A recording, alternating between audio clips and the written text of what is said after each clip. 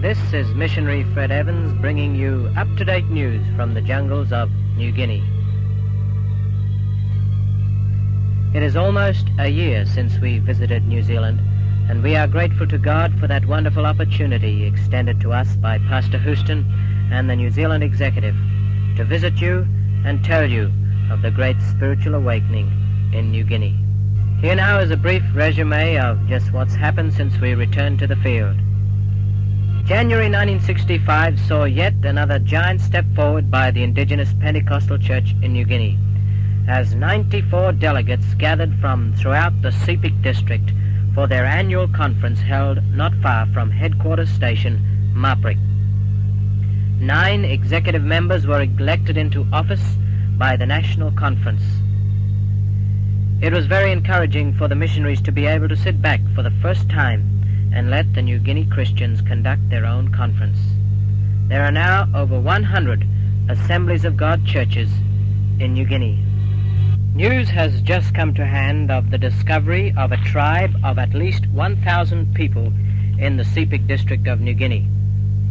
A government patrol officer flew over an area of the Upper Sepik in a helicopter and discovered a large group of houses in territory as yet not patrolled by the government. He said, "I saw a large number of native longhouses, which would at least hold up to 1,000 people. The area in which the houses were seen was thought to be uninhabited jungle terrain. It is possible that these people have never yet had contact with the outside world."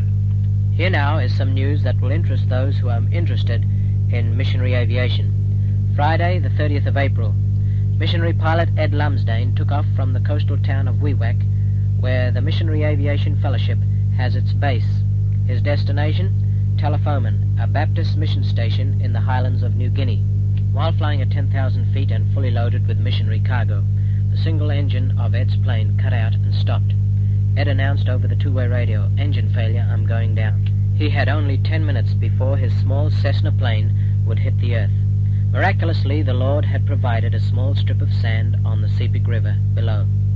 Somehow, he found the strip of sand and crash-landed safely without damage to himself or the plane. 20 minutes later, Assemblies of God missionary pilot Harold Morton flew over to see Ed, waving "OK." He was rescued by a government helicopter, and his plane was tied down on top of 3 canoes. Next day, the same strip of sand on which he landed was covered in water, as floods came down from the mountains. And surely when we see and hear of such happenings, we can say with the psalmist in Psalm 91, verse 11 and 12, "For he shall give his angels charge over thee to keep thee in all thy ways. They shall bear thee up in their hands, lest thou dash thy foot against a stone."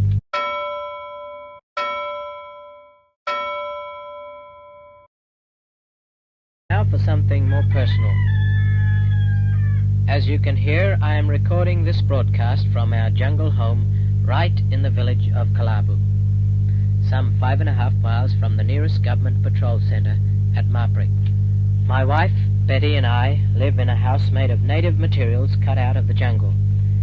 It is not uncommon for us to look out over the dinner table and watch a naked warrior amble through our front yard after a hard day's work in his garden, or to listen to frightful squeals of a dying pig as it is burnt to death. Last week, I recorded this sound from our home. Listen.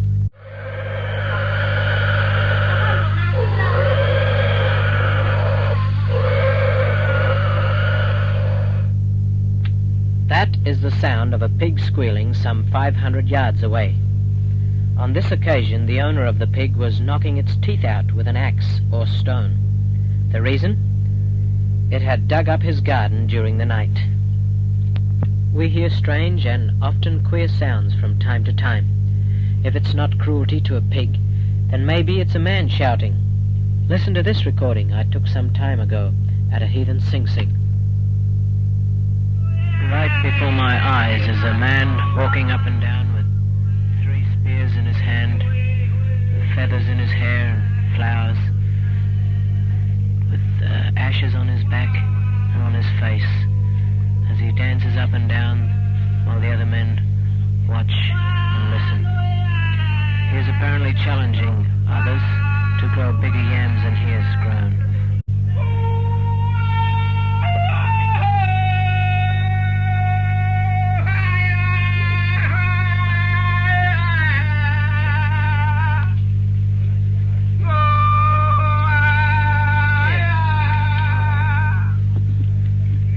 The gospel is the power of God unto salvation to everyone that believeth.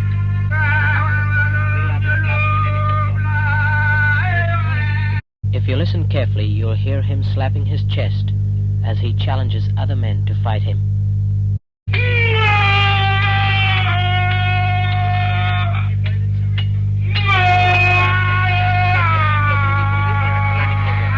This is the challenge to grow bigger and better yams. The gentleman parading before me now has 3 or 4 spears in his hand, and he's threatening and challenging others to grow bigger and better yams than he is growing. Brothers and sisters, this is the heart of heathendom. Only just recently, there has been a savage killing not far from our home. Let me read to you a letter that I wrote home to a friend at the time. This kind of thing can be part and parcel of missionary life.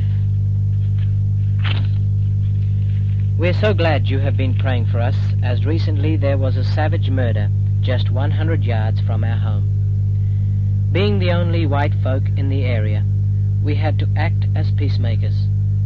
It happened so quickly that I was amazed at the satanic strategy of these people when it comes to spear fights and war. For the first time in my life, I felt the fear of such an occasion. I rushed down to the scene only to find I was too late to stop the killing. A man lay on the ground with 3 spear wounds in his body. 2 spears were broken off in the body. My only thought was to get the murderer out of the village before he too was murdered. I told Betty to look after the victim while I got the jeep. When I came down with the jeep, the murderer was dancing up and down the village clearing, berserk with rage. Somehow the Lord took all fear from me at that moment. I walked up to the murderer, took him by the hand, and led him away. I was pleased he submitted so easily. I didn't like leaving Betty alone in the village, but I had no option. She told me later that soon after I had left with the murderer for the nearest police station at Marprick, crowds of warriors came streaming into the village, armed with spears. The atmosphere was tense and fearful. You know, the Lord must give special strength on such occasions, for Betty even went down amongst the men and told them to keep calm and put their spears away. When I arrived back in the village some 5 hours later, not one warrior carried a spear. Even now, 4 days later, not a spear has appeared in the open. The whole village, of course, is still tense with fear, but we are praying as a result of this evil shall come forth good. The funeral lasted 3 hours. It was pathetic and fearful. Some men came to me asking me and pleading with me not to leave before it was all over, as they were afraid of a spear fight. Some weeks have passed now, things have settled down again, but most of the village folk are afraid of an uprising. It is a heathen belief that for every killing there must be an atonement made with another killing. If they could only grasp the truth of the gospel in that Christ died once for all. Since the murder, the Christians have been set on their toes, as it were, in prayer. Already, the murderer, who is in jail, and his wife have come to the Lord. Listen now as I play a recording of the actual funeral wailing.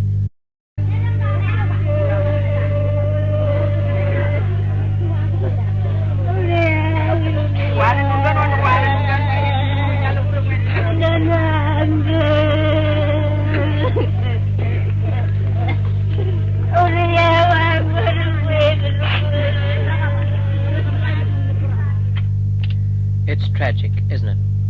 In Psalm 2 we read, "Why do the heathen rage, and the people imagine a vain thing?"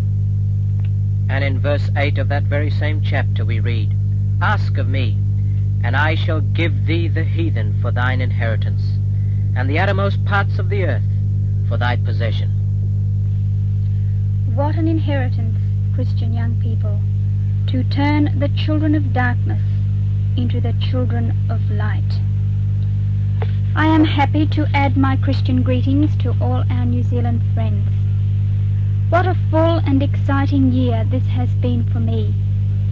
Somehow this year stands apart, and looking back and looking forward, I see the faithfulness of God. There were the years of conflict, a time of surrender to the will of God, the long years of preparation, and now in this place of God's choosing, the sweet peace, the joy, the rest that the will of God brings. Could I choose the acclaim of fame, the luxury of wealth, the thrill of popularity, or the glamour of beauty, none of these could mean more to me than to serve God in this land. Young people, be sure to give your lives into the hands of God. He will open the doors of your life, and then be sure to follow him. Commit thy way unto the Lord. Trust also in him, and he shall bring it to pass.